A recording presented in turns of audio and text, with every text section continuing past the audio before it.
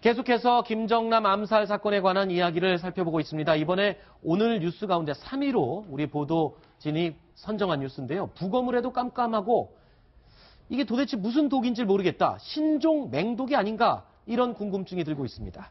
자, 이 얘기를 좀 해보겠습니다. 이유정 기자. 예. 일단 말레이시아 검찰의 부검 결과가 나오면 김정남 시신에서 발견되는 독성분 알 수가 있는 건가요?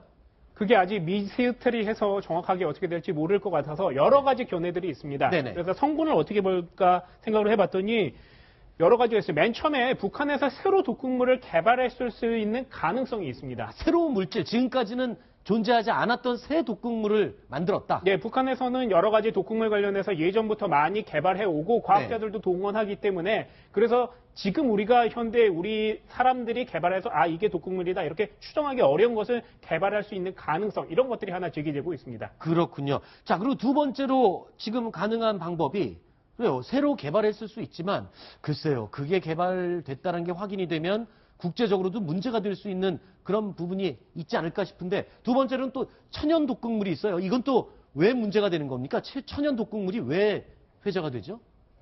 그러니까 지금 현재 청산가리가 굉장히 사람을 죽이는데 많이 쓰이지 않습니까? 네. 그런데 보고독 저런 것도 청산가리보다도 여러 배 강하고 그다음에 피마자씨에서 추출한 그 독소가 청산가리보다 6,000배 정도 강하다라고 600배 정도 600배 정도 강하다고 이렇게 얘기를 하고 있기 때문에 북한이 현재 어느 독을 썼는지 앞으로 한 이틀 있으면 이제 말레이시아 화학청에서 부검 결과를 발표하겠습니다만은 제가 볼 때는 현재 말레이시아 대사가 보여주는 주 말레이시아 북한 대사가 보여주는 태도라든가 그다음에 이제 북한 당국의 태도, 그다음에 이번에 공작의 전모에 있어서 여성 공작원을 다 이렇게 포기하고 그냥 공항 같은 이런 개활지에다 버려놓고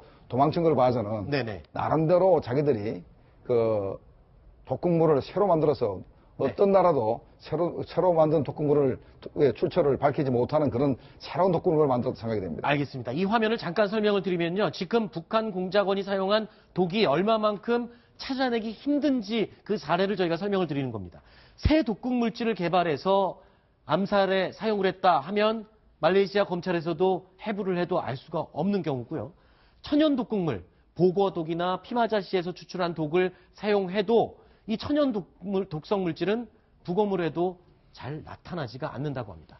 그리고 세 번째가 이제 기존 독극물, 당연히 이 경우에는 부검했을 경우에 나오겠지만 또 문제가 있습니다. 극미량을 주입했을 경우에는 또 부검을 해도 시간이 지나면 안 나올 수가 있다고요. 예.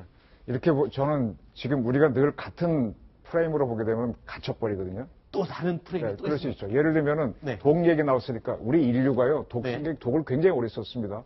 우리나라 역사나 중국 역사에 보면요 임금이나 이런 사람들 독살하는 게 무지하게 많아요. 그렇죠. 사이는 하나도 안 나옵니다. 권력 싸움에 들어가면. 근데 우리 뱀독 같은 거 사람이 딱 이렇게 들어가면 어떻게 피가 응고가 되죠. 그렇죠. 시간이 지나면 괴사가 됩니다. 우리 그런 독에 너무 익숙해요. 그다음에 보고독이나 부자독이나 이렇게 먹으면 거품 뿜죠. 그것만 익숙해요. 근데 이번에 쓴 독은 뭐예요? 뭔지 잘 모르지만 김정남이가 클리닉까지 걸어가지 않습니까? 그렇죠. 거품 안 뿜었죠.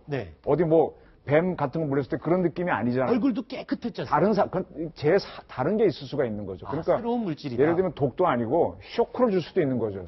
여러 가지 방법이 있는데 지금 우리가 기존 틀에 갇혀 있으니까 자꾸 이게 헤매는 좀 못 찾고 화학자들이 와서 부검하게 되면은 여기 신체 우리 부검 취재해서 알지만은 위장에서 떼어내갖고 성분 찾았는데 그게 인체 몸에서도 산이 나오지 않습니까? 그럼 구분하려면 매우 힘들어지는 거 아니에요? 그렇죠. 이런 게 아닐 수도 있는 거죠. 그러니까 저게 있으니까 공항이라는 데서 딱 쓴 거죠, 북한은. 이번에 그 내용도 좀 말이 많이 나오고 있습니다. 그러니까 맹독일수록 독에 찔렸을 때 그 자리에서 즉사를 해야 될 텐데 그만큼 자기네들이 도망갈 수 있는 시간을 확보하기 위해서 독을 맞고 나서 걸어가서 2층까지 가는. 그러니까 이게 지금 북한 대사랑 다 말이 맞잖아요. 이거 자연사를 꾸미기 위한 거란 말이에요. 쇼크사. 그러니까 처음에 여자들이 장난치는 것처럼 받고 자기는 걸어가니까 주위 사람들도 하고 그랬나 보다 그냥 지나가잖아요. 그런데 저기서 죽으니까는 이건 자연사를 애초부터 기획을 하면서 한 공작이 되는 거고 그걸 지금 감찰 대사는 이야기하는 겁니다. 그리고 또 굉장히... 거기에 맞는 적합한 독성분을 사용을 했다는 거죠. 근데 우리는 그 독은 새로운 독일 수 있는데 기존 독으로 지금 말레이시아는 찾고 있는 게 아니냐는 게 질문입니다. 그렇군요. 그러니까 지금 말이죠. 베트남 여권을 가진 여자가 네. 수건에다가 뭘 적셔가지고 흐엉이죠, 흐엉. 네, 흐엉이가 적셔가지고 김정남 얼굴에다가 2, 3초 정도밖에 안 됐습니다. 네네. 그 마신 독약이라는 게 흡입을 했기 때문에 네. 아마 수십 밀리그램밖에 안 될 겁니다. 그렇군요. 그럼 수십 밀리그램 가지고 사람을 죽일 수 있는 독소는 여기 오른쪽에 있는 거 아닙니다. 네. 기독공군은 분명히 아니거든요. 네. 그런데 아까 같이 만약에 청산거래 600배 정도면 혹시 모르겠어요. 네. 근데 저는 어떤 생각을 안 하면 북한이 영변에 가지고 있는 오메가 원자로에서 네. 우라늄, 폐우라늄에서 네. 프로톤을 추출하면서 네. 아주 독성이 강한 방사능 물질을 계속 추출하고 있다고 합니다. 아, 방사성 물질을 물질을 추출하고 이용한 있는데 굉장히 독성이 강한 물질일 가능성이 있다. 이거는 지금까지는 한 번도 언론에 보도된 내용은 아닌 것 같아요. 그래서 현재 러시아가 네. 아까 그런 과정에서 네. 폴로늄 210이라는 것을 개발을 했어요. 아하. 210인데 그거는 1mg만 몸속에 들어가면 죽는다 그럽니다. 그렇군요. 그래서 북한도 폴로늄 210을 개발을 했습니다. 그건 거의 확실한 거고. 네네. 그래서 이번에 쓰인 게 그건지 네. 아니면 이 방사능 물질이라는 것은 끊임없이 개발되고 네네. 그다음에 또 반감기가 있으면 또 다시 변하고 하기 때문에 알겠습니다. 아마 그런 새로운 종류의 독극물을 사용하지 않았나 이런 잠시만요. 추정을 한번 해요. 자, 이거 방금 지금 교수님께서 말씀해 주신 내용은 아직 확인한 사항은 아니고요. 교수님께서 말씀하실 수 있는 내용 워낙 어떤 독성인지 알 수 없기 때문에 혹시나 북한이 가지고 있는 보유하고 있는 핵시설에서 추출한 맹독성 방사성 물질일 수도 있다. 네. 그렇게 지금 추측으로 전제로 말씀을 드리고 있는 겁니다. 저 조금만 그 추측에 보충을 짧게 하겠습니다. 말씀해 주시죠. 예. 사용 후 해결료를 재처리하면요 세슘이라는 게 나오거든요. 네네. 그게 기체입니다. 네네. 그 다른 거는 세슘이요? 세슘이 이런 네. 기체는 그럼 포집을 해야 돼요. 근데 그게 대기권에 나가서 흩어지면 사람들이 거의 흡입을 안 하는데 그것만 쏙 집어넣으면 죽을 수 있어요. 그게 옛날에 원전 사고 났을 때 대기 중에 그렇죠. 퍼져 있는 거 수집해서 오염됐는지 여부를 그때는 알려고 굉장히 이게 예. 시속도가 약해지니까 문제가 없는데 그것만 딱 집어서 넣어주면 되는 거죠. 지금 아하. 김정남 씨가 저거는 기체 상태로 마셨지 않습니까? 그렇군요. 그러니까 저게 지금 기화가 돼버리면 없을 수가 있는 거예요. 아하. 그 생각을 하지 않고 자꾸 이거 위장 조직이나 뭘 떼어내서 찾으면 답이 안 나오고 북한은 그걸 계산을 하고 공작을 했기 때문에 대사가 나와서 저 말을 할 수 있다는 거죠. 알겠습니다.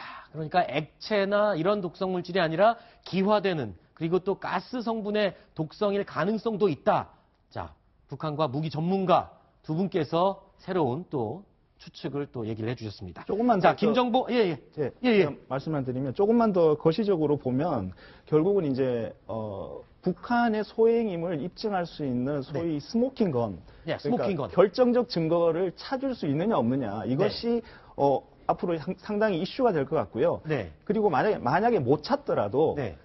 어떤 정황적인 증거로 봤을 때 이것은 북한의 소행임에 틀림없다라는 국제 여론이 어떤 조성이 되느냐 네. 이것이 또 앞으로의 그 대북 관계라든지 한반도 정세에 있어서 영향을 줄 것 같습니다. 알겠습니다. 자, 지금까지 김정남 암살 사건에 관한 이야기 여기까지 길게 나눠봤고요. 김정봉 실장님 그리고 이정우 위원님, 이유종 기자님 이 세 분은 여기서 인사를 드리고요. 다음 분들 모시겠습니다. 고맙습니다.